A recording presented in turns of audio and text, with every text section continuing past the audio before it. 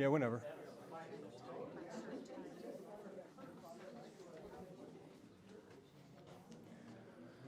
Yeah, pretty worked out pretty well then. Wasn't overcrowded. To make sure no one's moving. It's about 20-30% short of registration, right? Yeah. That's perfect. Yeah. Which, like, because I don't know what I would do with them. I'm like, oh, go stand in the back.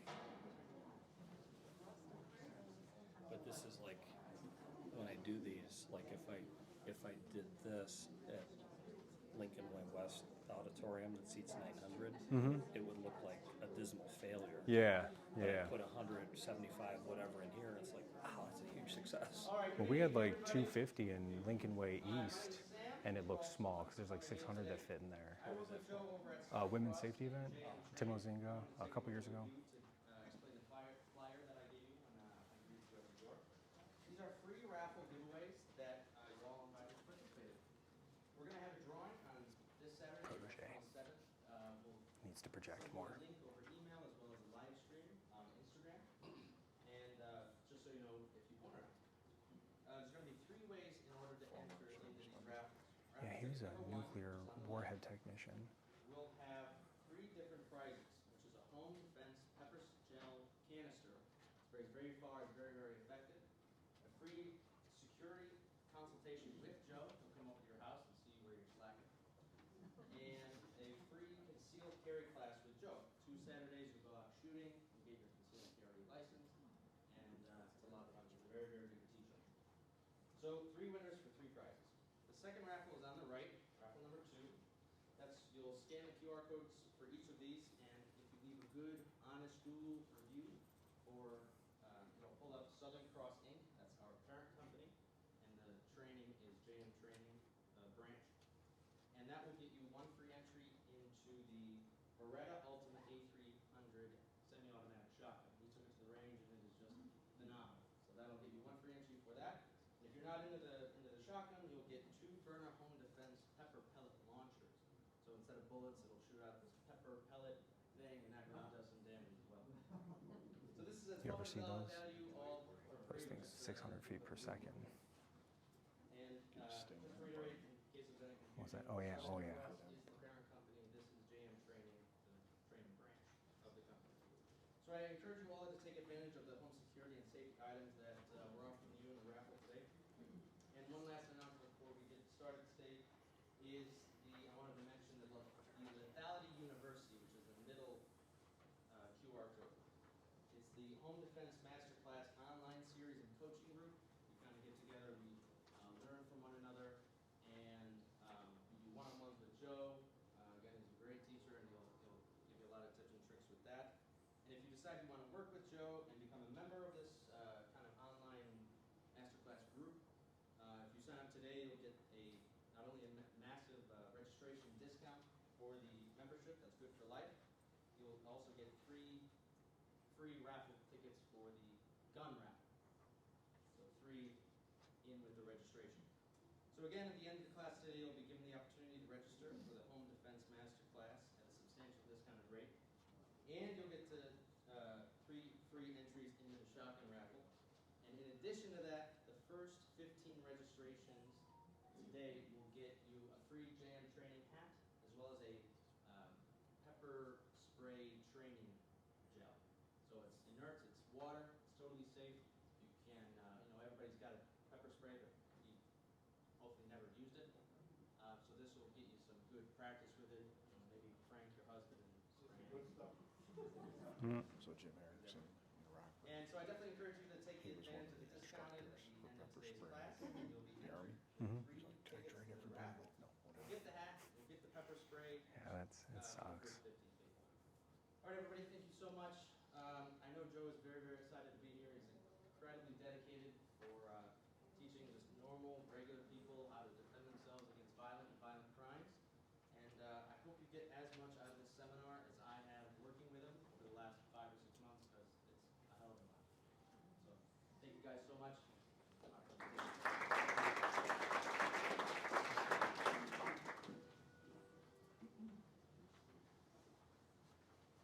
Well, that was a pretty awesome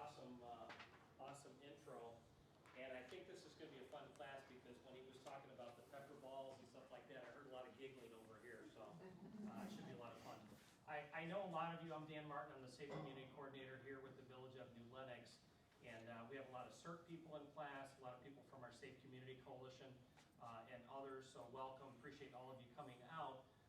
Just by way of housekeeping, I wanted to let you know that the washrooms, if you haven't been here, are out the door, and across the rotunda is the women's. Just to the left is the men's. There's a drinking fountain. Please feel free to get up anytime that you need to during the presentation. As a courtesy to your fellow classmates and to Joe, if everybody could silence their cell phones, that would be super helpful as well.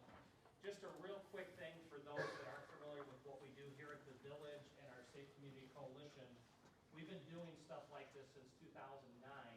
We study injuries. We get the data from the hospitals. Yeah, take some pictures, and then also make sure you have the hats and the pepper spray things in case people register. We're using my computer actually, so I guess I didn't really think that all the way through.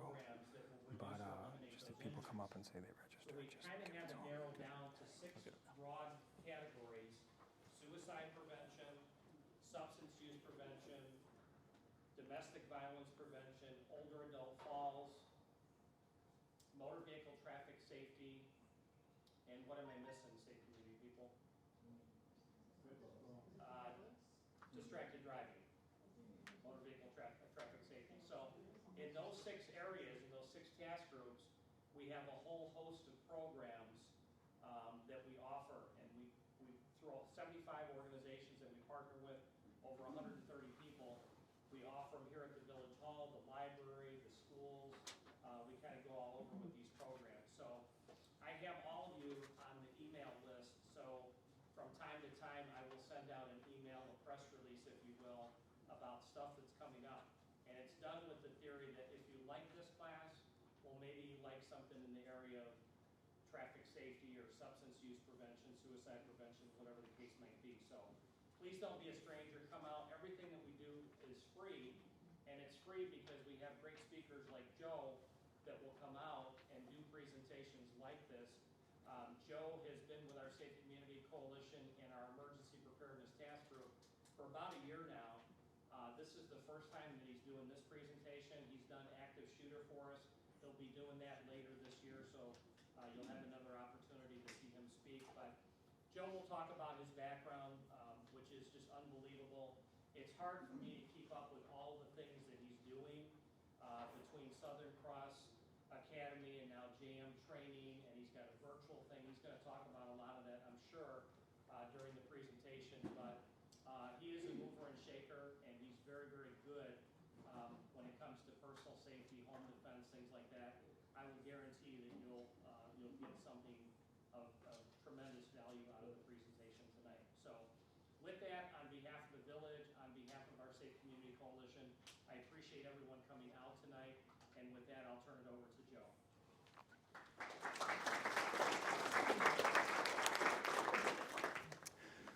Good evening, everybody. How are we doing today? Good.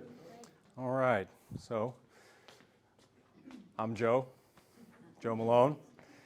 And I am a former Special Operations Marine who now helps people stay safe against violence. A little bit of a backstory for me is when I was 16 years old, I took my friend's girlfriend's car and I went to the city with my friend Dwayne. And we went to go get a bag of marijuana. When we got down to the city, Dwayne came back into the car and he said, "Joe, I have a confession to make. I didn't go to get marijuana. I went to get heroin. Have you ever done any before?" And I said, "Yeah," but I lied. He said, "Would you like to do some with me?" And I said, "Sure." So for the 2 years that followed, I ended up doing a lot of things that I wasn't proud of. I broke into homes. I broke into sheds, broke into construction sites mostly. Tried breaking into a train once, but that didn't turn out too good for us. You don't mess with train security, let's just be clear about that. But I knew that my life wasn't really going anywhere positive, and so I needed to make a change. And fortunately for me, I had a friend at the time who joined the Marine Corps. I saw his transformation, and literally 1 year to the day, I found myself in boot camp. 13 years went by. I deployed a bunch of times, did everything that somebody could do in the military in a time of war. Went to all the major combative theaters, participated in intelligence operations and humanitarian operations too, which was somewhat rewarding. But when I was starting to get out, I found myself sitting on a beach in a tent, completely broke, with a gun in my mouth every single day. For so long, I don't even know how much time went by. I was too drunk and drugged up to realize if it was day or night, if it was Monday or Friday. I had no purpose. I was burnt out. Fortunately, again, I had a friend who asked me a couple of really challenging questions, and he was like, well, what's your purpose going to be in this life? With everything that you've lived through, with everything you've gone through, what's going to be your purpose? And so I thought about that. I thought about how important it is for a human being to have a purpose. And I thought about, well, what am I good at? Well, I've been good at fighting my whole life, I guess. Been good at teaching and helping people with the things that I was good at articulating. This was the end of 2019, just a few years ago. What happened in 2020? The world fell apart, right? So I saw that as a sign and an opportunity for me to bring the lessons and the experiences that I had as a kid running around the streets shooting up dope, my experiences as a special operations Marine, gathering and collecting intelligence, living in safe houses overseas in the most hostile of environments. I decided to bring that all together and start helping Americans. I was tired of going overseas, and I wanted to help people here in America, the country that means the most to me. And as the years progressed, I started to see trends. And for 2024, I saw a trend coming, and that was home safety and security. People just coming into the country, unvetted, untested. They're not being punished for certain crimes that are taking place. People have a lot of fear right now. And I don't think being fearful is any way to live our life. So how do we eradicate fear in our life? Well, we learn how to become adaptable and handle ourselves in a wide variety of situations. The more situations that we can handle ourselves in confidently, the more fear and anxiety we could alleviate from our life because we have the confidence and the ability to handle ourselves in a wide variety of situations. But where does it all begin? It begins at the home. If your home is not safe and secured, you never feel truly safe and secure. Who here has ever had their home broken into before? How did you feel after that happened? Fearful? Mad? Like you'd been violated? Every time you heard a noise for the next couple of weeks, did you think that they were coming back? No, I did. I was sitting up all night waiting for somebody to come back. Maybe I was just being hopeful. But so what this course here is this is a distilled version of everything that I do as a former Special Operations Marine to keep my family and my loved ones safe. I don't hide anything. I give it all to you as fast and as quick and as compounded as I possibly can so that you could literally do everything I do to keep my family safe. Because I have a theory, and that theory is that if you know how to keep yourself and your loved ones safe, and I know how to keep myself and my loved ones safe, then we could even start looking out for each other and helping us keep one another safe. Because isn't that what America's all about? So, I hope that tonight you all take a couple of really key points away from all this. That's Sam's raffle slide. So, tonight, we're going to talk about just 4 really main key points. Now, the first thing is going to be Illinois legalities regarding defending yourself and your home. Now, let me be clear. I am not a lawyer. I don't teach lawyers anymore. And there's a reason behind that. Is anybody in here a legal professional? Okay, just making sure. But what we are going to do is we're going to talk about Illinois legislation, and I do consult with attorneys, self-defense attorneys, regularly. And so I'm going to read the legislation so we all have a very clear idea of what the state of Illinois allows us to do in justifiably defending ourselves. Then we're going to talk about something called the CDMP, how criminals think, the criminal decision-making process. Because I want you to understand what's going through the mind of a criminal when they're getting ready to burglarize or rob your home. Then we're going to talk about the 4 pillars, just 4. Remember this, ladies and gents, I'm a Marine, so everything needs to be super basic and super simple, okay? If I could distill it down to where I'm remembering it, you all are definitely going to be doing great tonight. Trust me, okay? So, 4 main pillars of amazing and incredible home safety and security. That's it. And if you do these 4 pillars, I guarantee you, you will be capable of defending your home against any sort of attack. And then lastly, we're going to go over a couple of tactical tips and tricks, some things that I prioritize as being probably the most important for you to remember leaving here tonight. So if you find yourself in a home defense situation, these are going to be the 3 main things that I feel will carry you through the most wide variety of incidents. Does that sound good, everybody? Yes. All right, so let's start it off with a little bit of a video here. This video doesn't have any sound. It has some words at the top, and we're going to kind of use this as a small little case study throughout the course today. Can you dim the lights, please?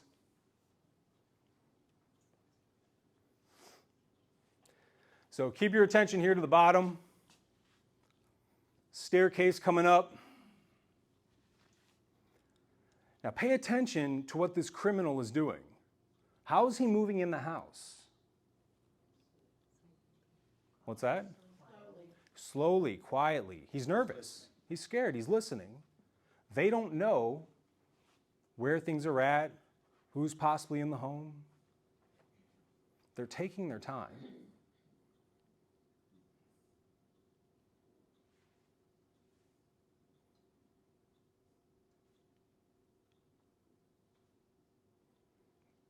That ticking clock is really making it dramatic, huh?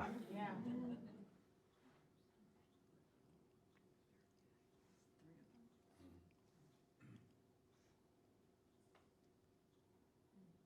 Now, I don't know why this guy has cameras inside every room of his house, okay? I don't know who this dude is. But they went to the kitchen, they grabbed some random cables from the back of some TV or something, and they grabbed some knives, he says, from his kitchen.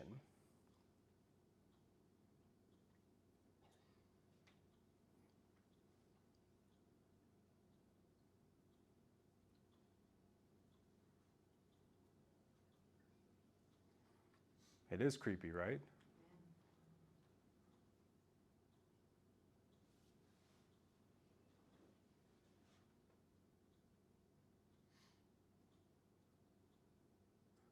Whispering to each other, collectively hanging out in groups with one another, trying to understand the layout of the house and where people might be at.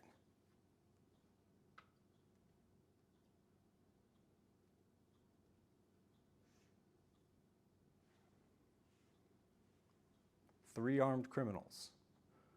First gunshot goes off. Second gunshot goes off.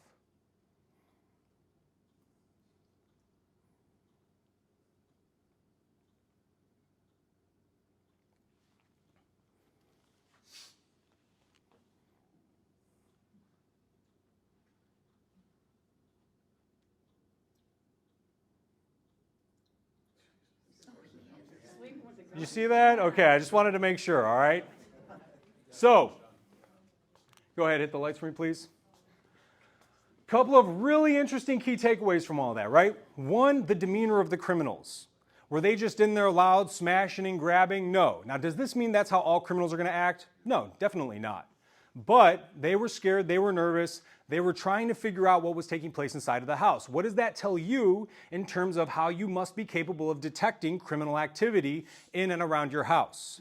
There's a good chance they're going to be trying to sneak around. So keep that in mind as we kind of go through the rest of the training here. Next is, what did that woman come out with to defend her home? A firearm. This isn't a pro-gun class, ladies and gentlemen, but I can tell you from personal experience, there has never been a single greater weapon that has ever been created in the history of mankind when it comes to personal safety.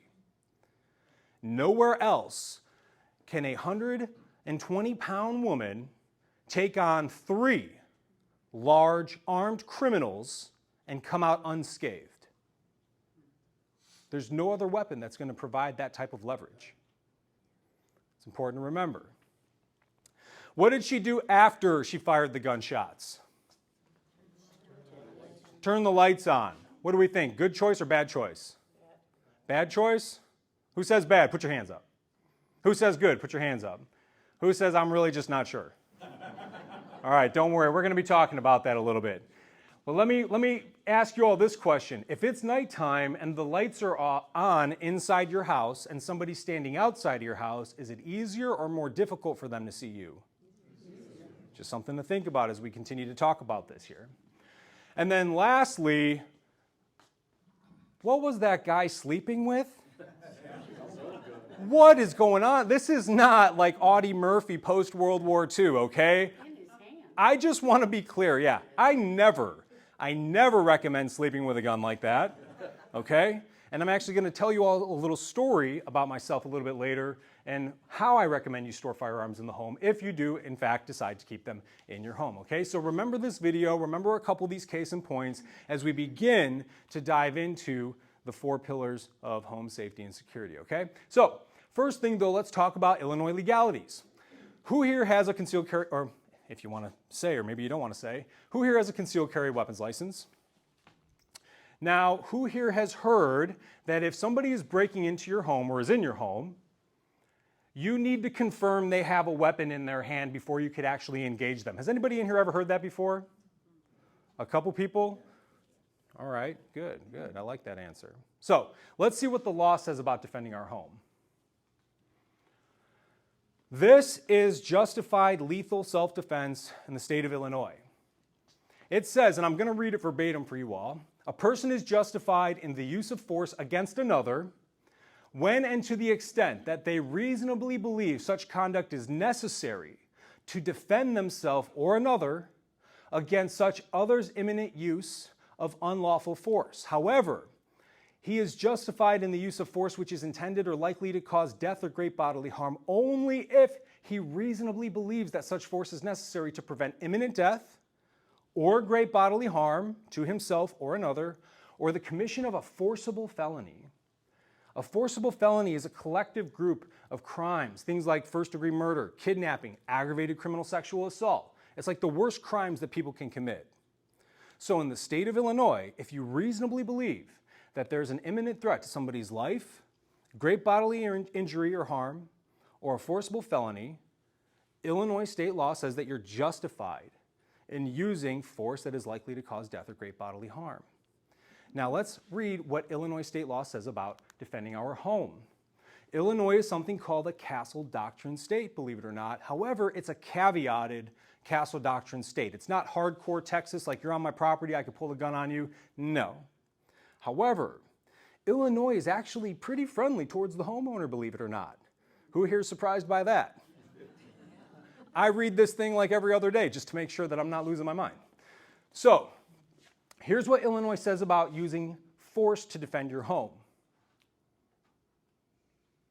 A person is justified in the use of force against another when and to the extent that they reasonably believe such conduct is necessary to prevent or terminate such other's unlawful entry into or attack upon the dwelling. However, he is justified in the use of force which is intended or likely to cause death or great bodily harm only if the entry is made in a violent, riotous, or tumultuous manner, and he reasonably believes such force is necessary to prevent an assault upon or offer of personal violence to him or another in the dwelling. Also, if you reasonably believe such force is necessary to prevent the commission of a felony in the dwelling, forcible felony outside of the dwelling, a felony inside of the dwelling. Now again, I'm not a lawyer and this is not legal advice and I'm not a legal expert. But according to Mr. Dan Collins, who's a self-defense attorney out of Naperville, who I've consulted with, we have a 3-hour interview on YouTube. JM Training is the channel. I sat down with him for 3.5 hours and I asked him every question that I possibly could about lethal force in the state of Illinois. And in his words, he says that unlawful entry into a private residence and a theft of $300 is a felony in Illinois. $300. Forks cost $300 these days, am I correct? So, if somebody is in your home unlawfully, and you confirm that you don't know this person, and you get that feeling in the pit of your stomach that they're there to do something wrong, is it reasonable to believe that they are going to be committing an offense of at least a $300 theft? That's up for you to decide in that moment. You know, my 95-year-old neighbor who has Alzheimer's, I don't think she's there to really cause me much harm, right? That's why we always must confirm who it is that we are dealing with. However, if it's what we call military-aged male who's wearing a ski mask and has a crowbar in his hand, is it reasonable to believe that they're there to possibly at least commit a felony? I would say yeah, in that moment. But you must always be the person to make that educated choice in those moments, which is why I always recommend that you continue to expand your minds and attend training like this and continue to educate yourself. So when the time comes, you'll have information in your brain that you could recall and quickly act upon. So now that we've established what some of the Illinois legalities are, can we defend our home against a criminal invasion? Yes or no?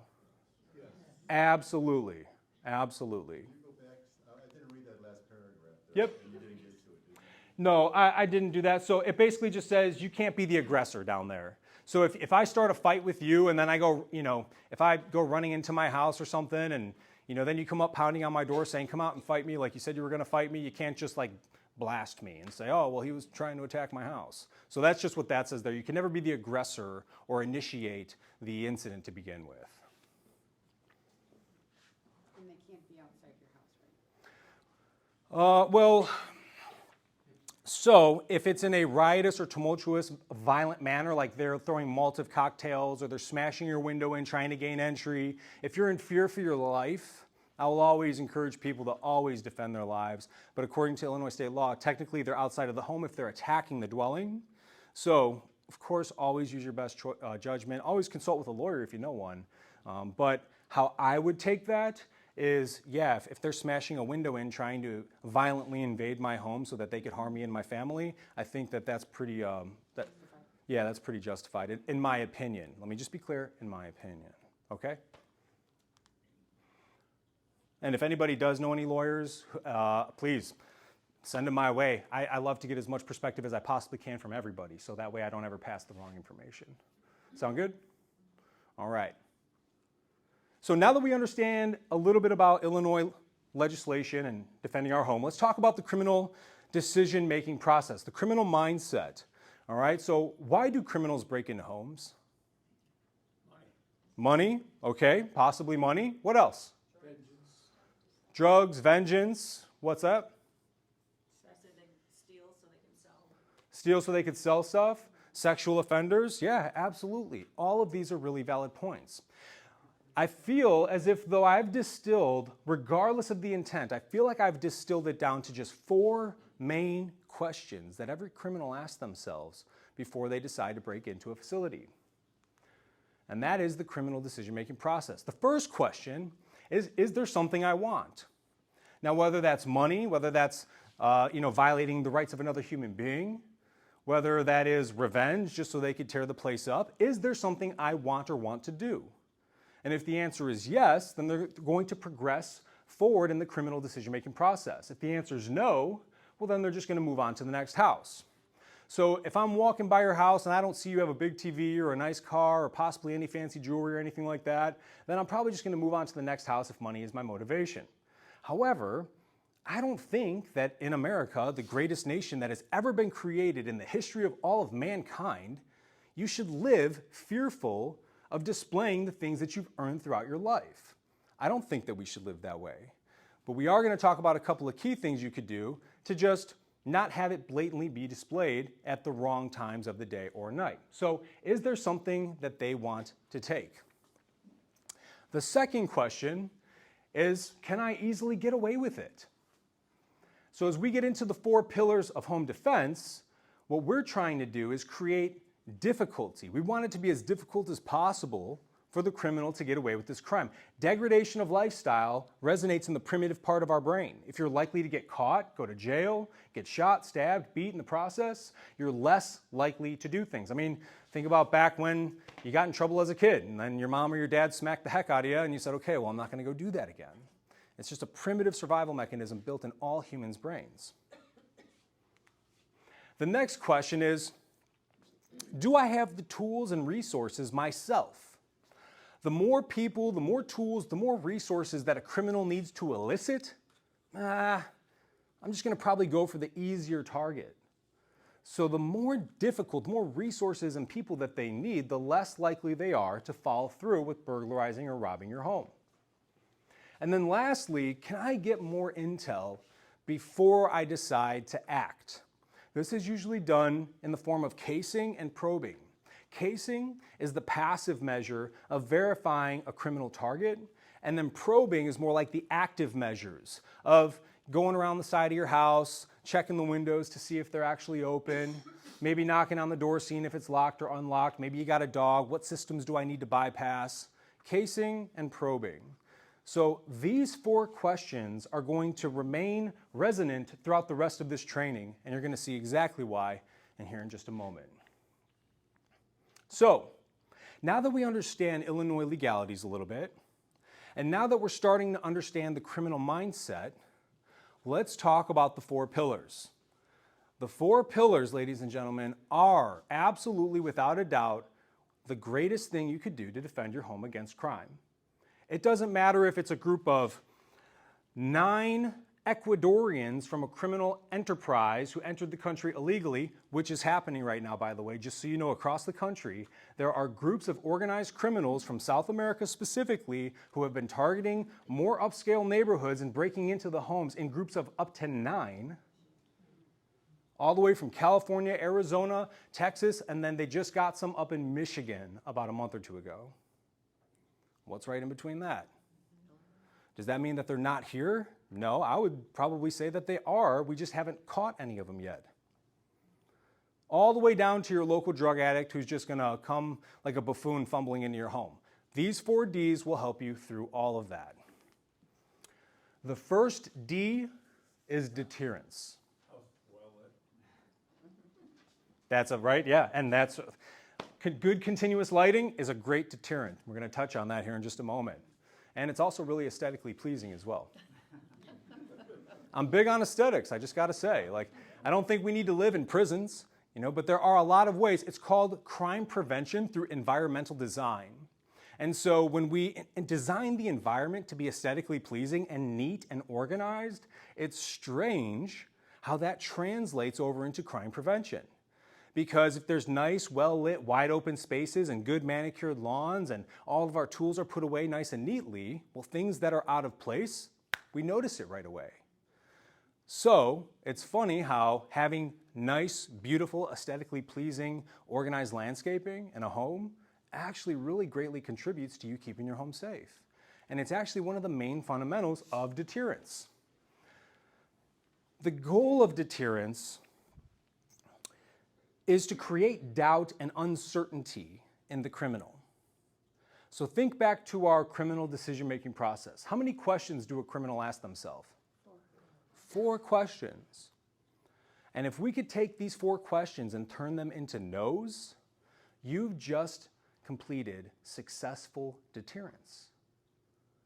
Think about that. You're telling me, Joe, that there's only 4 questions I need to shut down in a criminal's head, and they are 99% likely to never rob my home? Yes. That's it, just 4. And I say 99% because you just always get the one random one out there who's determined. So don't hold me to 100%. But when you use the other pillars, it doesn't matter how determined they are. And this is what we call a defense in layer strategy, or a layered defense. Each pillar supports the other pillar. So even if one gets a little weak or wobbly, the others are right there to pick it back up, ultimately leading us to the final pillar, which we'll talk about momentarily. So, deterrence. We want to create doubt within the criminal's mind.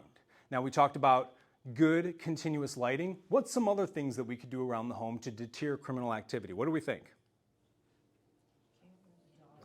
Cameras, hidden cameras, or overtly displayed cameras? Both, okay, but for deterrence, we want them to be wide. We want people to see cameras. I want you to see all 22 cameras on my property. A sign, absolutely. Make sure that you don't get a fake sign though, ladies and gentlemen. That's something that criminals know right away. If it's a sign and it's old and weathered and it looks like it's been there since the previous homeowner, I'm gonna kick that thing over as I'm walking onto your property. If it's a sign that says ADT security, but then your cameras are like a Google Nest camera, you're probably not wired in. So make sure you have uniformity when it comes to those types of things. What else? I heard a couple of other things back here. A dog, if it's the right type of dog, absolutely. Absolutely. However, also keep in mind, don't just rely on the dog, because sometimes dogs can actually serve criminals. Because if the dog is not going to be protective and properly trained to be protective, well, then the dog barking and nobody coming to the front door tells me what? So just make sure that the dog is properly trained and doesn't just go off like mine does, barking at every single thing that blows by in the wind. Although my dog is very protective. He's a Dutch Shepherd.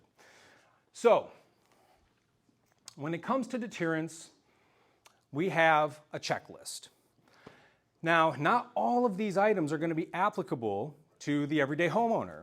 But from the clients that I've worked with, and I've worked with clients who have crazy, multi-million-dollar mansions, all the way down to something like, my buddy's home, which is, let's just say, not a multi-million-dollar mansion. Everything else in between, these are the items that I've accumulated when it comes to deterrence. And just to label a few, and if you guys want these checklists, you could absolutely let us know. Everybody here has Dan's information, so Dan, you're going to get flooded with emails. I'm sure that's just the normal for you.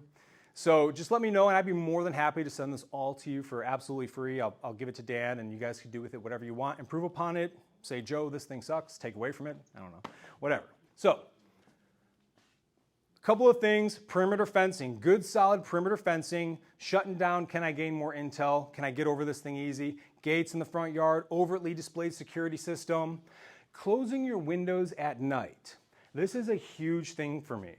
I ride around on my wife's California beach-style cruiser. It's like pink and white. People always look at me like I'm weird. And you can see me rolling around New Lenox all the time. And I look and observe these types of things. I'm like, man, all these people, especially around dinner time, because you're just getting home from work and you're still participating in the duties of the day, cooking dinner, kids, whatever it is. And so your windows are still wide open, especially in the wintertime as it gets dark early. Although in the wintertime we do close our blinds because it gets a little bit cold. But just keep that in mind that the moment you flip those lights on and it's darker outside, like if you're getting that glare on your window as you go look outside, I think it's time to close the curtains at that point, because that's a great time for criminals to just case the neighborhood and see who's living there and what you got. So this whole thing right here is a deterrence checklist. And again, if you would like to take pictures of it, please feel free to. If you want me to send it to you, let me know, and I'd be more than happy to do so. Good to change? All right. So let's say that the criminal cases out our home and they're not deterred. They say, you know what, I don't care if you have a security camera system or anything. I'm going to break into this house because they have something that I want to take, which is a possibility. That's going to bring us into the next pillar, detection. So if we cannot successfully deter a criminal, we need to be able to detect them. Now, detection, the definition of it in this course at least, is the act or process of discovery to be made known. And that consists of two main elements. One is the registration of an anomaly or unusual behavior within your yard, your house. Two is the detection, or the notification, I should say, of that anomaly. So whether that's an audible speaker you have in your home, which will beep every time some sort of movement goes by, whether that's your security camera sending your phone a notification, or your TV having a notification pop up on it, or your computer, you need to be notified of the anomaly. Otherwise, it doesn't really do us much good, does it? And the goal here is to be notified as quickly as possible to real time So the moment that somebody steps foot on our property, we should know who's coming up to our house, or at least be notified of it. Who here has something like that in place at their home to where, hey, you know when people are beginning to walk up to your house? And then who here has something in place, but it's not calibrated properly, and every time the wind blows, it goes off and you just get annoyed by it? Happens a lot. I see that a lot. In fact, more clients than none end up turning off their devices because they're just so sick and tired of it, and they don't know that they could actually calibrate that sensitivity with a lot of these new modern devices. So for detection, here is a checklist that we run through for detection. What can help us identify if somebody's breaking into our house? So a couple of things. If you have a basement, glass break sensors. Somebody kicking in your windows in the basement, glass break sensors are awesome. That will notify you, send off the alarm. Vibrational sensors, if people are jiggling your door handle. Door sensors for whenever your doors are opened and they make that little chiming noise.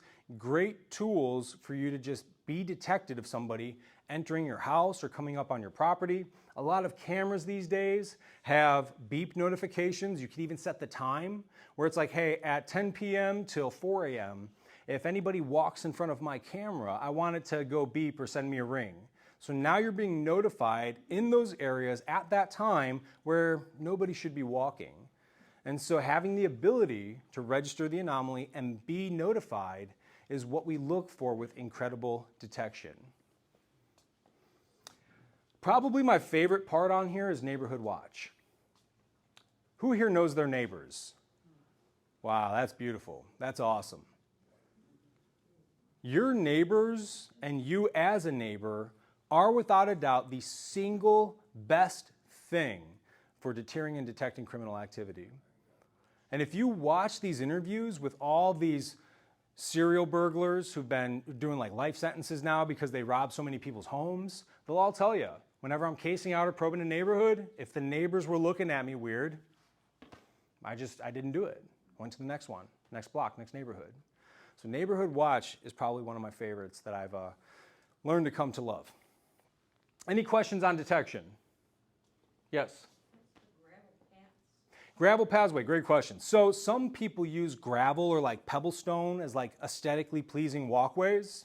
And as you're walking on it, it's making that crunchy noise.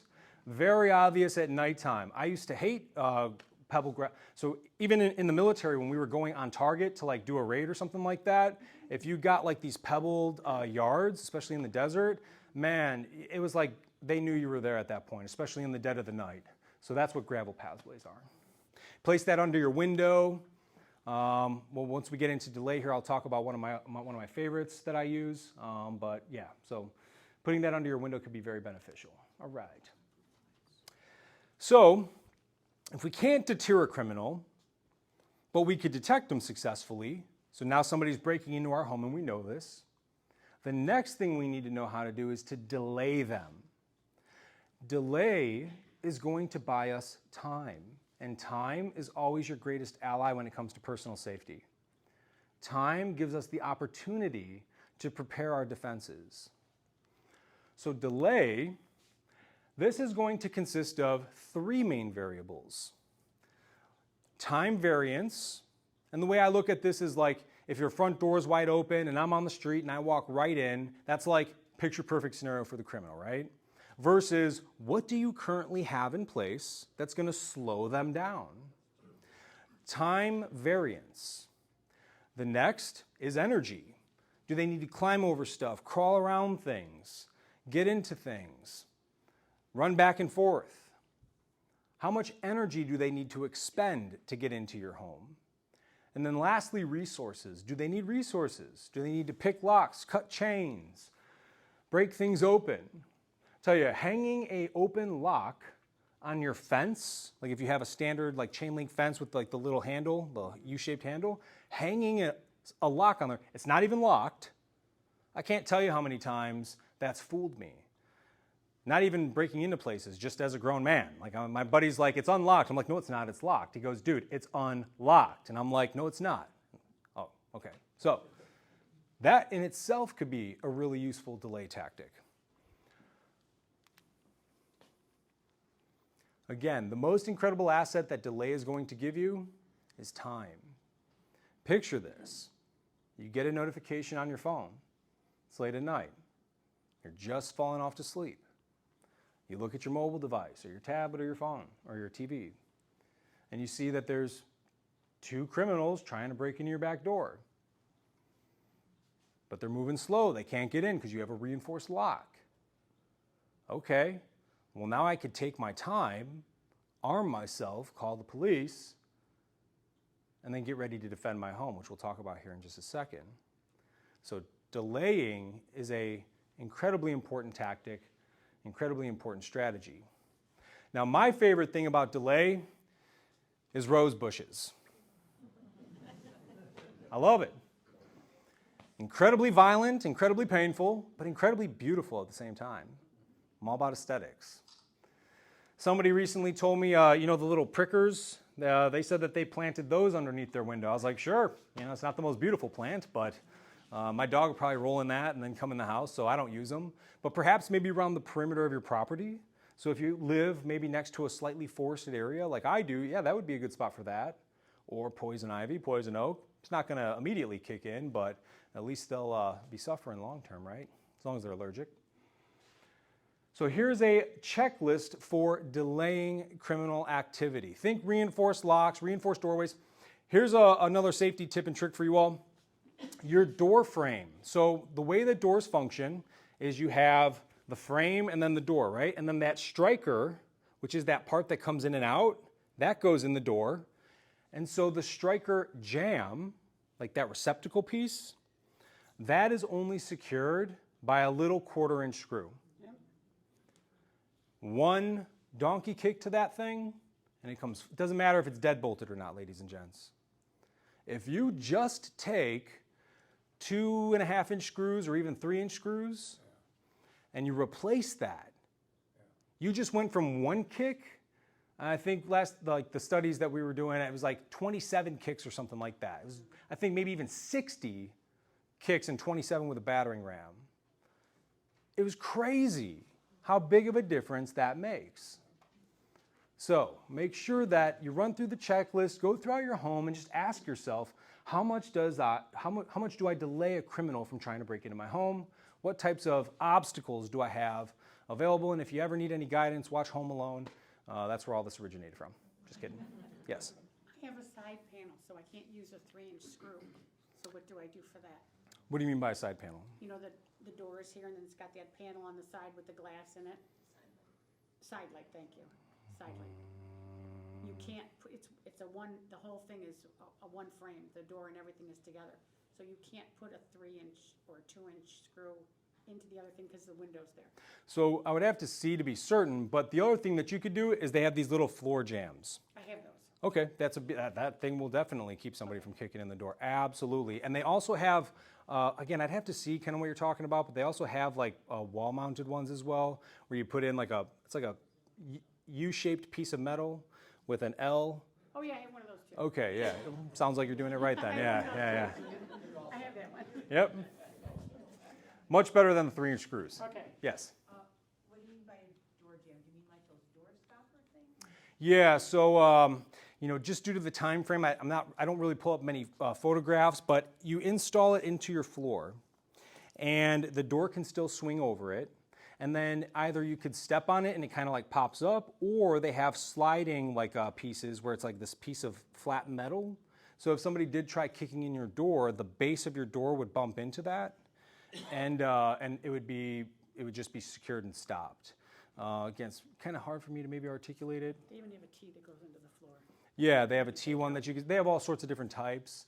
I would just look up like floor stopper or like door jam, security door jam, and a bunch of different types will come up. It's just going to depend on what type of flooring you have, what type of home that you got, and what you're willing to do in terms of getting it installed. This is what I'm talking about, that door. I also do have a lot of articles. I've got I don't even know how many articles on home safety and defense. JoeMaloneTraining.com, you can go to the blogs there. And I put up so much free stuff for social media and all that. Please feel free to check it all out. And of course, if you have questions, you could always shoot me an email. My contact information's on there. That's the side light. There's one on either side of the door. Yeah, I'll have to, let's Okay. yeah, I'll talk to you after this.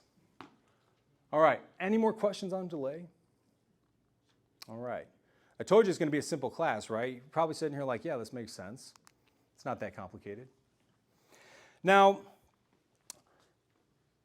if we haven't deterred the criminal, we've detected them, we've successfully delayed them, so now we have time to ready our defense.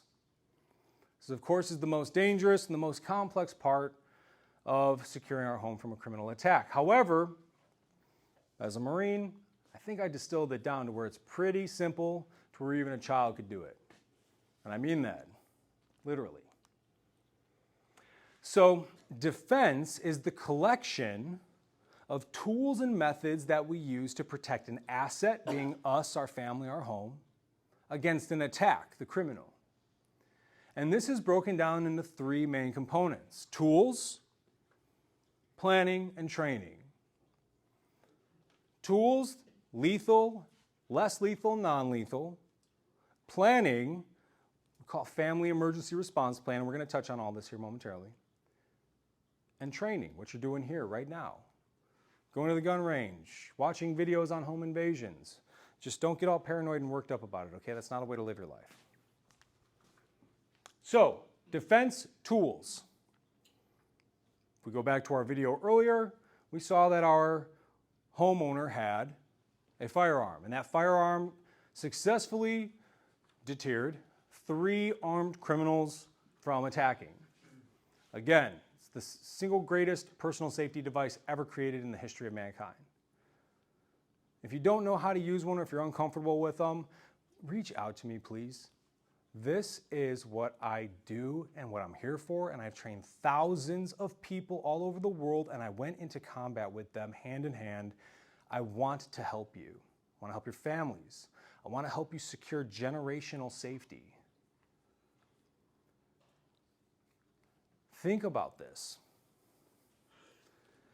When people get victimized by a violent criminal, you're not the same person afterwards. You're not as present. You're not as loving. You feel empty, unworthy, like you did something wrong maybe even. And what does that do for your children? What does that do for your spouse? They are not getting the love from you that they deserve because you were victimized. So learning how to empower ourselves against that from ever happening isn't just taking care of ourselves, but it's love in action. It's actually doing something so that we can help the people that we truly love and care about, so we can guarantee that we will be present for them for the remainder of our life. It's really important to me that people know how to do these things. Next is going to be less lethal. And I say less lethal, it's like a law enforcement thing. But honestly, I don't know anybody who's ever been killed from pepper spray. Maybe it's existed, I don't know. But let me tell you what, this pepper pellet launcher thing, holy cow. Has anybody here ever seen these things before? Sam and I shot one over at my house. Don't worry, shot one, it sounds like a gun. But we shot a beer can with it, and that thing exploded. I could not believe how hard this thing hit, 600 feet per second. So when you have, let's say like a peeping Tom, well, let's think about this. Based off Illinois legalities, can we use deadly force against a peeping Tom? No. No, we can't. But, what's that? And he's not trying to make entry in a violent, riotous, or tumultuous manner. But can we blast him in the face with this thing? Hell yeah, we can. Let me tell you, you do a couple of those, he ain't going to be peeping in much for anymore. Those things are cool. Highly recommend them. We also have home defense pepper gels that, like the riot gels you see, they shoot really far. And then also tasers. I don't know, I think Illinois just changed their law on tasers. I think now we could have them. But I'm a really big fan of distance creation. So I want weapons that are going to create distance between me and an adversary. But if you know how to use one properly and you feel comfortable with it, sure, go for it. And then lastly, non-lethal is that home alarm system. You know, that panic buttons, they got panic buttons in these things these days, mobile and wall mounted. You know, they're hardwired into 911 so that 911 gets notified anytime that your alarm goes off. That's a really great tool to definitely have to defend your home. This is a checklist for home defense. Now, some of these items might not make sense. We're going to go over a couple of them. But I just want to emphasize that if you are going to use lethal tools to defend your home, please make sure that you have good, proper training. And if you have any questions, I'm here for you. We just opened up a training classroom over next to Buffalo Wild Wings. So we don't have a sign up yet. It's coming. But you could stop in there 5 days a week, sometimes 6 days a week, and you could just ask me anything. And I'd be more than happy to assist you any way that I possibly can. I mean, obviously, with respect to like doing things like sending emails, but please feel free to stop in. I'd be more than happy to have a conversation with any of you about anything that you have questions about. Yes, ma'am. It's pretty much of a non-lethal thing, but I had heard that, and I really probably should be doing this. Take your key fob upstairs, put it by the bed. Yep. You hear somebody breaking in, push the panic button, the car starts making all kinds of noise, and it may delay or discourage. Is that? Absolutely. Alert your neighbors. Absolutely. Not here today, but what she's saying is that if you take your key fob and you have an alarm attached to it, you bring it up into your room with you so that if somebody is breaking into your home, you hit the key fob alarm and it starts making a bunch of noise. That's a great idea. That's a great tool. That's an awesome idea. Absolutely. I would highly recommend that. Because in the end, do we really want to go toe-to-toe with somebody? No. I'm an anti-violence advocate, ladies and gentlemen. Let me be very clear about that. I hate it. I hate it. I think there's enough pain in life to begin with. And I don't want to be a part of anything violent in my life. I just understand the importance of knowing how to be a lethal human being, but a positive one, positive mindset, discipline with habits. It's just a matter of knowing and hopefully never having to use. Yes, sir. I got an alarm system on my house, and inside the house, I have a siren, Yep. and it's loud. Audible alarm system, yes. Absolutely. So, Neighbors are definitely hearing that thing too, huh? Yeah. I have one as well, same thing. So having that audible alarm system, which we're actually going to be talking about here momentarily, huge. Because if that thing's going off, criminals know, one, you know they're there, and then two, most likely police are on the way. So they're going to start hurrying up. and if you're sleeping, you're being woke. I know, ask my wife. I get up super early and I walked out to let the dog in the garage one morning and I forgot that thing was hooked up when we first got it. Oh man, she was not happy about that. Should have got that on camera. Those ones you put under the door, Door jams? Yeah, absolutely. Travel, and those make a lot of noise too. Yeah, they do. I didn't bring any tools with me just because of the compressed time. But yeah, if you all stop in over at the shop, we've got all sorts of little things that. I bought some things from you. Oh, okay, awesome. Right, there you go. That's right. Yeah. All right. So that is the 4 Ds, the pillars of home safety and security. We've talked a little bit about legalities and defending ourselves in our home. We've talked about the criminal decision-making process. We've talked about the 4 pillars of home defense: deterrence, detection, delay, and defend. So now let's go into a couple of practical, what I call tactical tip giveaways, to where if you find yourself in a situation, I think that these will carry you pretty far. Again, these aren't the end-all be-all just because of the limited time that we have, but I think that these will cover a lot of things. So the first is the Family Emergency Response Plan, or FERP. I know it's a really fancy name, right? FERP. Let's talk about what to do if you find yourself in one of these situations. Now, each home is going to differ a little bit. I understand this. But what I did here is I took the most complicated, modern, common situation, a family, husband, wife, and a kid in a home, somebody breaks in. Feel free to take it and apply it to your own life and create variety however you see fit, but this is, generally speaking, a good course of action. So, we hear somebody break in, there's the criminal, bad guy breaks in. Now let me ask you all this. Are we going to be certain right away that, hey, we're absolutely 100% being broken into? No, it's usually really confusing. something called the reflex response, reflex flinch, where you're like, is this really happening? Is somebody breaking in? I still hear something. I think somebody's breaking in. Okay, this is what we can go ahead and do. So when you are pretty sure, or when you want to activate your family emergency response plan, it'll look something like this. You're going to arm yourself. There's the husband arming himself with a gun, and then there's the wife calling 911, almost, if not simultaneously. Then the husband is going to position himself, or the person with the firearm is going to position themselves between any entry or ingress point and the child and their room. I understand houses are structured a little bit differently depending on where you live, but for the most part, the resting area is usually collective in the same part of the home. Then the spouse is going to run over and say, baby, I need you to come with me. And then she's going to go back, and then the baby's going to follow. And this area is what we call the family safety zone. A deep corner back in the room behind the person who has the firearm.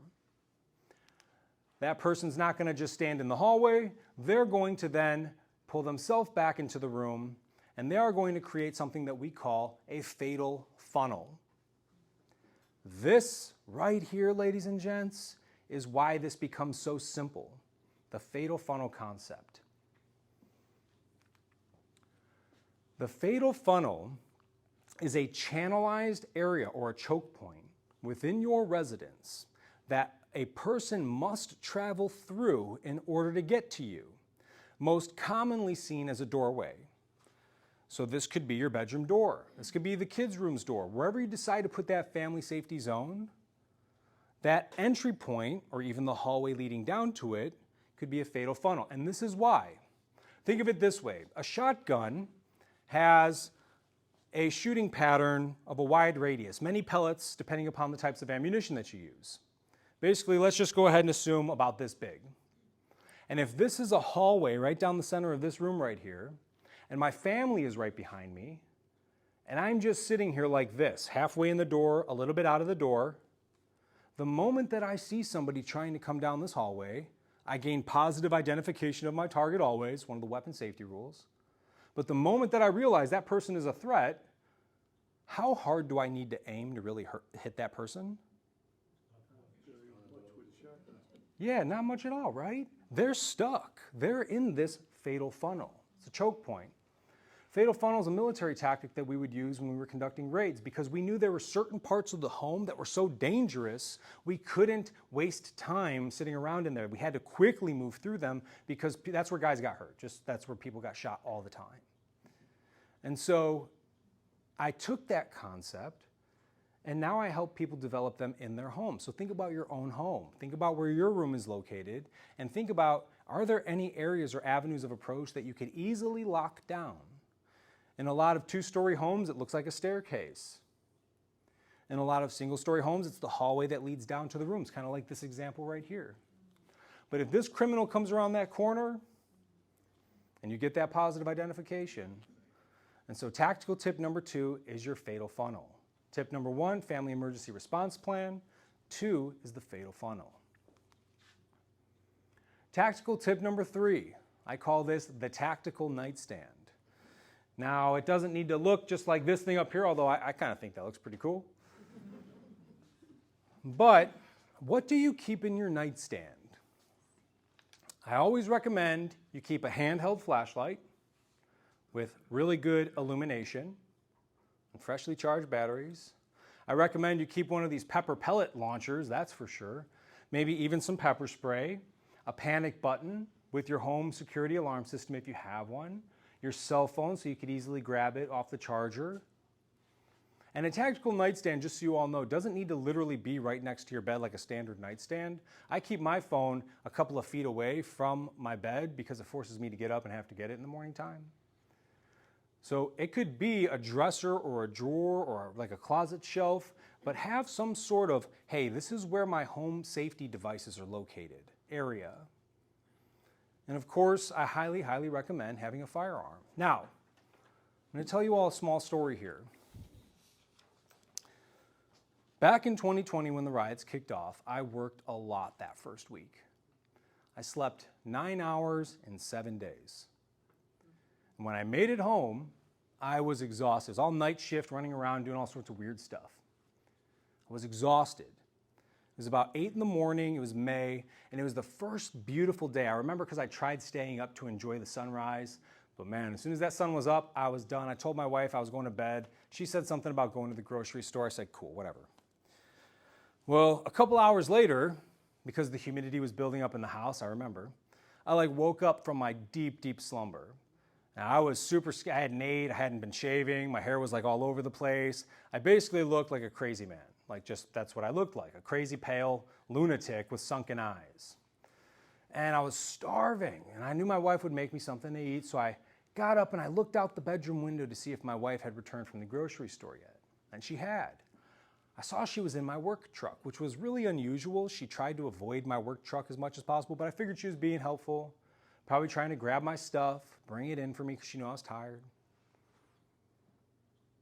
But then my wife closed the door to my work truck. And then my wife started walking out towards the street. Thought maybe she's going to the mailbox. But then my wife walked past the mailbox. And in between the break of the trees, it wasn't my wife. It was some guy in a purple shirt and a fedora, walking, waving to my neighbors who I still hadn't even met yet. We moved into the house, end of 2019. Wintertime, we didn't meet anybody. It's the first nice day outside, and he's waving to my neighbors. My truck got broken into a couple months prior, and I had some really valuable items stolen. I was convinced this was the same guy. Nonchalantly walking around, waving to my neighbors. I was furious. I threw on the shortest pair of shorts that I've ever owned in my entire life. Might have even been my wife's, I don't know. And I went barreling down my street after this person. Now imagine crazy me, wearing my wife's shorts, first nice day, don't even know my neighbors, barreling down the road, just hauling, coming after this guy. I live on the street where there's a bike trail at the end. And if any of you here were on the bike trail that day, please listen to the rest of this story, okay? That's why I was doing what I was doing. So I come running up behind this guy and I scream, "What were you doing in my truck?" But it came out more like this weird growl because my voice was so dry. He turns around and he literally squeaks and falls to the ground. He goes, "Ah," falls to the ground. Something didn't feel right. But I was convinced I just saw this guy in my vehicle. So I was yelling, I was like, "You were in my truck." He goes, "No, I wasn't." I was like, "I know you were." He goes, "I swear to God." People are starting to gather around me on the bike trail, and I'm really nervous actually not telling the story because I think maybe some of you might have been there that day. It's kind of embarrassing. Something didn't feel right though. My intuition wasn't allowing me to believe that I was right. Somehow I was convinced he was right. So I said, "I got cameras. I'm going to find out and I will find you." So I ran back to my house, pull up my cameras quickly because I'm going to go get this guy really quick. And this is what this little jerk was doing. Let's say that this lovely lady is my vehicle. This is my property. This is the sidewalk. This is what he did.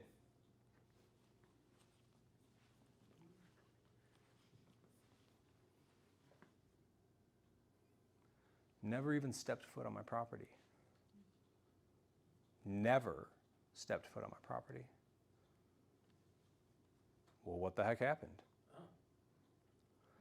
Acetylcholine is a hormone that our body produces when we're sleeping, and it's responsible for dreams. You ever wake up and feel real groggy, and you're just kind of seeing purple spots, and you got to kind of wash it all out of you? This is why I never recommend keeping a loaded firearm right next to your bed. Always keep it stored in a place that requires you to get up, take a couple of steps, let the adrenaline and the cortisol metabolize that dream hormone in your bloodstream so you're not hallucinating like I was. Imagine how different of a story this would be if I grabbed my gun and went running down the road after this guy. I wouldn't be here, that's for sure. Yes? You keep talking about the gun, but you haven't said anything about locking it up for safety reasons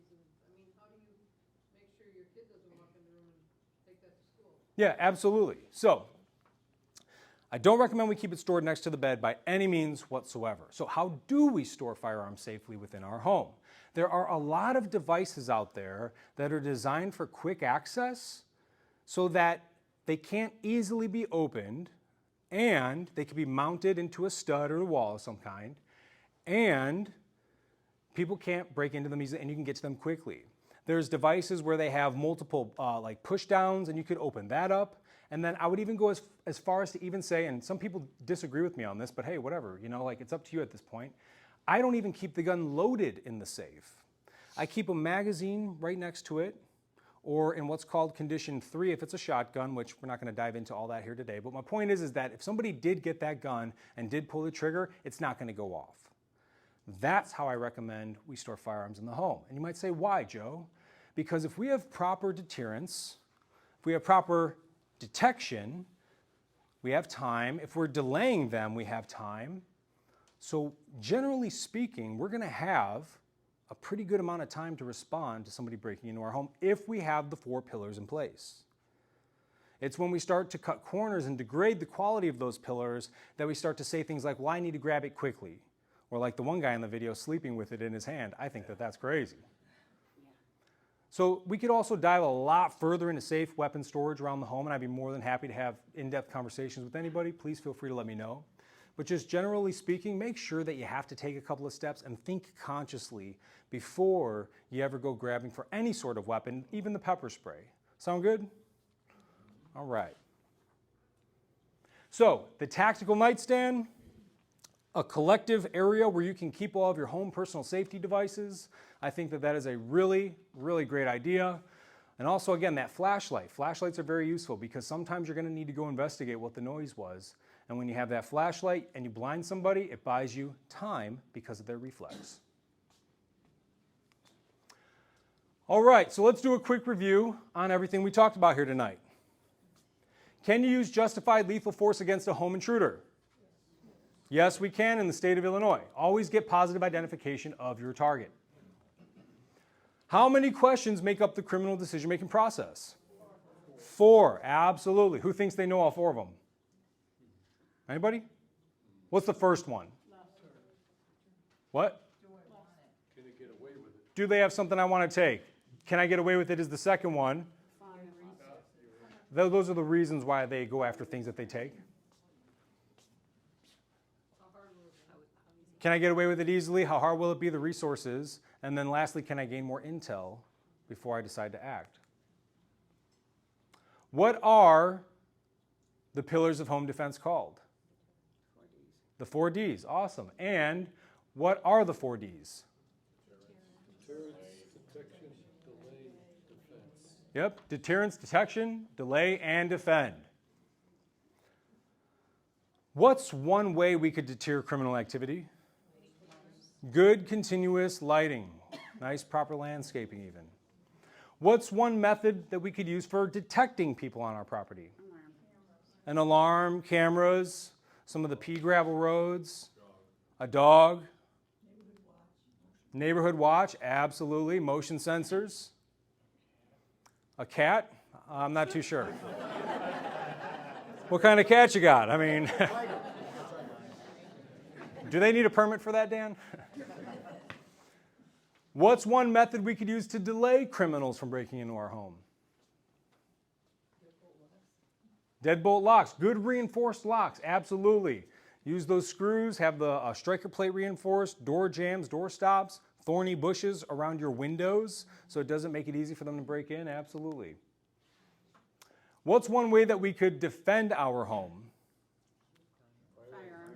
Oh, shoot them, okay. I would just say firearm, yep. Tools, let's just say tools, all right. Pepper spray, absolutely. And then from what we talked about today, what's going to be the tactical tip given that's going to give you the greatest advantage against any number of criminals in your home? Out of the 3 we talked about, which one's going to give that for you? The fatal funnel, absolutely. Yeah, that fatal funnel. Again, if you could set that up nicely in your home, it doesn't matter if there's 1, 5, 9, they have to go through that way to get to you, and you could lock it down. Absolutely. So, in a gist, ladies and gents, this is not how anybody should ever have to feel. Never. I've worked with a lot of people who've been victimized by violent crime. There's enough pain in this world, there's enough suffering. We don't need to allow ourselves to be vulnerable to it. We don't need to turn a blind eye to it. All we have to do is just empower ourselves and stand up for what's right, and stand up for what's good. I truly do believe that. Most people are good, great people, but I think that a lot of people are scared because we've lived within the confines of such a well-constructed society for so long, we haven't had to rely on our own abilities. But I don't want us to ever forget that in the end, it's always going to be us who responds to our own crisis first. So, I thank you all very much for your time today. JM Training is the website, or Joe Malone Training, JM Training, Southern Cross. And I would be more than happy for you to stop in over at our new location and help you out any way that we possibly can. Yes, sir. You got a carry conceal, and you're there, say, on the sidewalk, and somebody comes by and does a drive-by. Do you have the right to shoot? Let's talk about that on the side. Because you do have the right to always defend other people via proxy. Like if they have the right to defend themselves, you technically do. But that's a pretty, I don't want to just start saying, yeah, because do we want to get involved in that? So let's have a conversation off on the side here momentarily. Sound good? Cool. Yes. This sounds kind of silly, I know, but I recently read that Illinois has decided by law that dogs are family. If you have an aggressor in your home that's aggravated enough to shoot your dog, is that enough of an indicator that you could then view this person as being a true threat to you? Yeah, I would say even before then, if they're on my property with a gun, I'm going to consider them a threat. Absolutely, absolutely. Yes, sir. Be careful with a burglar. You shoot a burglar, he's made no threatening toward you. You may face a murder charge. You better get a lawyer. So I always recommend that. I always recommend that people have a lawyer. So here's the thing, though, is that a burglar is somebody who breaks into a residence while nobody is present. Okay. Say you are present. That's a home invasion or a robbery. And remember, my opinion doesn't matter on like what I would do or what I think people should do. That's why I read verbatim. That's the Illinois law. It says to prevent the commission of that felony within the dwelling. And then what's a felony? Well, it's the unlawful presence within the dwelling plus the theft of $300 or more. And that's why I'm very upfront, like, hey, look, I'm not a lawyer, ladies and gents. I'm not a legal expert. None of this was legal advice. This is just what the Illinois state legislation says and what lawyers who I consult with regularly have also told me. And there's a whole interview, 3.5 hours, Dan Collins. He was very benevolent with his time. He didn't charge me, like the only lawyer who's ever never charged me. But yeah, absolutely, always be certain and make a good educated decision on your own. Absolutely. Yes? So I came here for work-related reasons, and my residents are renters. And it is an apartment style, and I didn't see so much things that cater to them as far as things they can do to protect themselves on a renter side of things in an apartment style, as well as they're not allowed to have or own guns on the property, period. So what types of things would you recommend for these types of residents that do live in a more seedy part to protect themselves during home invasions? You say more seedy or city part? Seedy. Seedy? Seedy as in a little sketch. Oh, seedy, okay, as in like sketchy place. Well, so my first thing is that, going down the list of home defense tools, so I'm not sure because, I don't want to get in like a legal like talk here, like can they not, whatever. So I would just say, let's look at the next list of tools, and that's going to be things like that Byrna pepper pellet launcher, the Saber pepper spray, that gel that shoots like super far. It's like a little fire extinguisher canister. Those would be the tools, and then some sort of home security system. If it's a complex in a high crime neighborhood, is there security on the site? Sure. Then, always rely, hopefully it's a good security company. But in terms of resorting back to oneself and how oneself can defend themselves, I would utilize the 4 Ds. Hey, try to have good deterrence, good lighting outside of your windows if you have windows on the ground level. Have good thorny bushes, maybe some pea gravel, whatever the landscaping allows for. And then have the home alarm systems, glass break sensors, window open sensors, door jams, anything that you can install. And then lastly, have the ability to defend yourself. And if you can't have a firearm, or even if you're not comfortable with firearms, because not everybody is, and that's okay.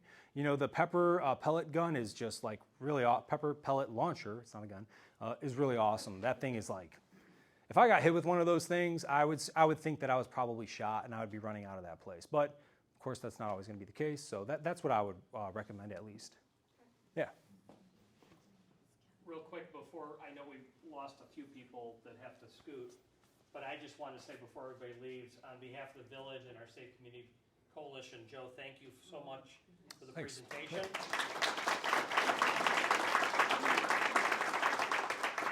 And thank all of you for coming out tonight. Again, there's a lot of things that you could be doing this evening, but you chose to come out and learn this material. So kudos to everybody coming out tonight as well. Thank you too, Dan, thank you. You're very welcome. And Joe is a man of his word. He's very sincere. He'll have these conversations with you. He really means stop by, talk to him, email him, give him a call, whatever.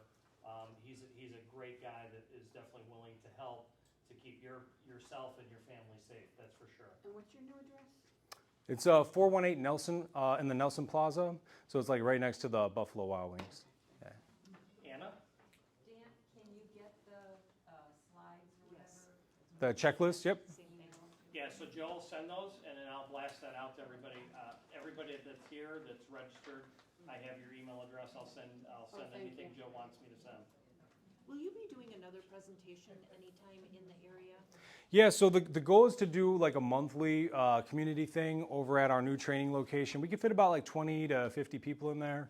And so we're not officially doing it yet, but I'm thinking May or June is when we'll start doing something like once a month.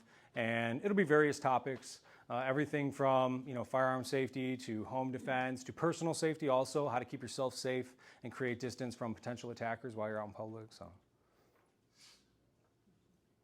yeah. Awesome.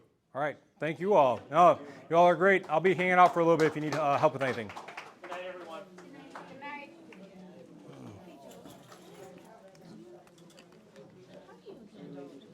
And I'm not on the board anymore, but how do you handle homeowners association for, I don't mean for residential homes, not apartments or anything. Do you ever speak to homeowners associations? I haven't. Or is it too over the top? No, nothing's over the top. I just never have.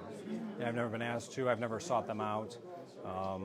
But yeah, if you know of any that could benefit, I'd be more than happy to have a conversation. Yeah, I'll talk to a couple of people on our board and see. We live in Orland, not in Providence, but we don't have the privy of having programs like this. And there've been some things in the neighborhoods. Yeah, Orland's. Some interest. Okay, let me know. Yeah, and before I even further this along, would this be, how much do you charge to do something like that? Well, usually it's going to be anywhere, it just depends, anywhere from $2,500 to $5,000. But for a homeowner association, honestly, I would have to I've never even thought about it. So I would just say if it's a month where I'm doing like a community event, perhaps we could work something out. But when it comes to like associations, I'm usually pretty flexible. And if we were ever, I bug the mayor once in a while with a few programs because I have a certain program over there too, but have you ever done anything in Orland? I mean, to my knowledge, there's never been anything. I never have, no. How did this get handled out here? I know Dan, has you as part of a safe community program. Do you charge the village for your presentation? No, I do this pro bono. Yeah, and honestly, the best thing that probably people should do is like the online university thing that we got going on. That's like interactive. It's got all the stuff we talked about in crazy detail, and it gets you access to like all the communications that we have every week. Like we have conversations, and people will just ask me, "This is what I got going on. This is what I got going." And we just go through people's homes. We go through videos, case studies, and it's really like I think it's the greatest home defense course ever created because it's just a collection of all these different people's experiences brought into one place. And so, It's very common sense, and I think that's missing. I mean, I learned a lot here tonight, too. good. I hope so. Yeah. Okay, thank you. Yeah. Reach out anytime. Awesome. I was gonna bring this up when I was, you were gonna get robbed, but you had too much, I didn't wanted people to hear it though, but you were limited on time. Guys cased my house and we had the lights on and they were watching to see how many people they counted. And then when we tried to break in the front door, my husband and his friend ran out after them. They had somebody else in the driveway to come in and get us. And if a friend didn't pull up, they would have come in, but it was a trick to get us out of the house. Yeah. To get the men out of the house. And then there were 3 guys in the driveway Wow. ready to come in the back, so. It's a tactic. That was scary. It's a real thing. Absolutely. Yeah, yeah, so, but I maybe could use it and tell people because I thought it was so scary, but I didn't want to, take up all Thanks the for time. sharing that. I appreciate it. Yeah. thanks. And I'll come to your store because you already bought stuff from me, so you're great. Thanks so much. Thank you. Good presentation. Thanks. Where exactly are you located? So you know where Buffalo Wild Wings is at? So we're just like, if you're looking at it, we're off to the left. We don't have a sign up yet, but it's like next to the. Your website said 352 Maple. I know they haven't changed it yet. They're like delaying. Google hates me, man. I swear to God, because I talk about guns. They always like delay my stuff. But yeah, we're right next to the Buffalo Wild Wings. Got it. Thank you, sir. Yeah, absolutely. Drive-by. Yeah. So could you? Yeah, sure. I just don't know if I would recommend it. You know, is it being directed towards you? Is it directed towards people you know? That's what I thought. You know, if you did shoot it at them, did they shoot at you? So No. But They shot at technically that's not required. They don't need to shoot at you. You could defend other people being robbed or carjacked or something. But if it's a drive-by, one, that usually only happens when there's criminals on criminals. Not all the time, but usually. And two is, how well trained are you to have well-aimed shots? Because you're going to be responsible for every shot that you miss. And if that's a moving vehicle, and if there's somebody in the vehicle, like, let's just say like a kid, because that does happen sometimes. You know, so I don't know if I would recommend that, but like objectively, justifiably, could you shoot back at somebody shooting at another human being? Yes, in the state of Illinois you can. I would just be I wouldn't do it. Yeah. I would just take cover.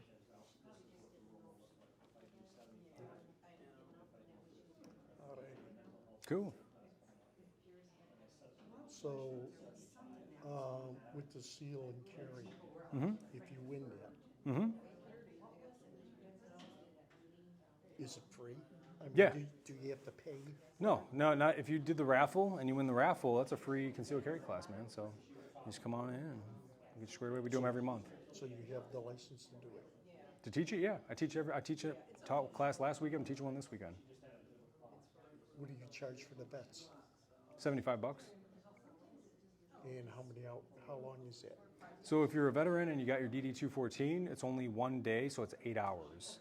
So we talk about legalities. We go to the gun range. You shoot at the gun range, and then you're good to go. But you have to provide the DD-214. Okay, so if you don't have a handgun, do you let them use your handgun? Yeah, I have like 1 or 2 that I'll let people use, and then after that, we rent them because they're not mine. I have to use them from somebody. So we rent them for like $25 a day. Because I'm still working on the wife. Okay. On buying a handgun. Because it was like, when we got married, it was one of the understandings that I don't have a handgun. I could have all the rifles and shotguns.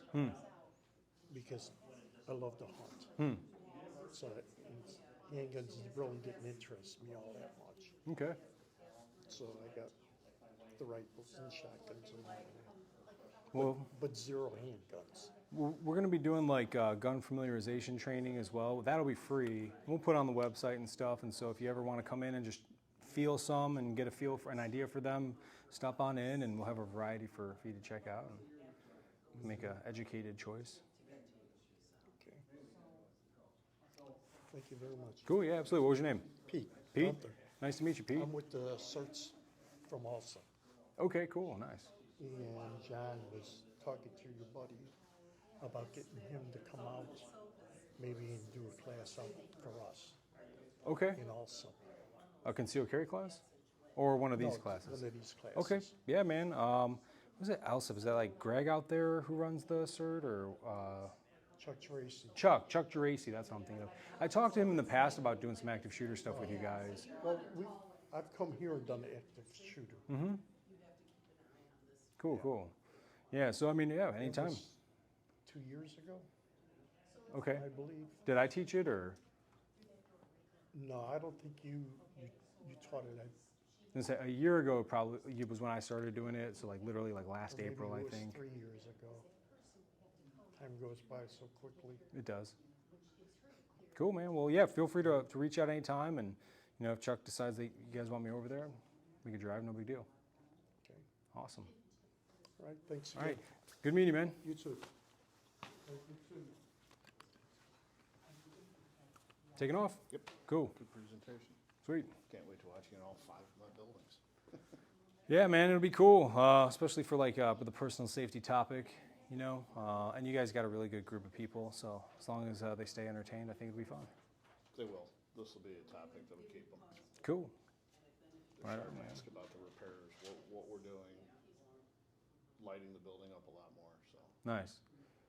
Cool. Yeah. Well, I look forward to. I love seeing the improvements, man. It's like it always feels good when people are like doing it. And I've got like so many clients where I like go through everything with you guys, like I'm doing, and then they're just like, and then they just like don't do it, and then they end up like getting broken into and stuff. Now, see, we're making sure we do all the improvements recommended and then some prior, so everybody sees those changes in place. Yeah, that's smart. Not, Yeah. hey, we're gonna do this eventually. John doesn't wanna do that. That just sets such a negative tone because now you're going to say that about everything, right? It's like, oh, they say they're going to do it, but yeah. We're putting some expense out there to do it, but. Are we still going to meet in like 2 weeks? We could be 13th, it's gonna be virtual. Okay. I can't get it's like herding cats with a squirt gun. I can't get everybody in one spot at Okay. once, so Yeah, that's fine.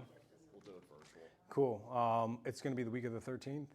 Week of May 13th, yes. Okay. The 14th would be the only day that would be bad. I just had an event come up. It's pretty cool down in Texas. It's actually a very unconventional recovery center. Yeah, the 15th is the only.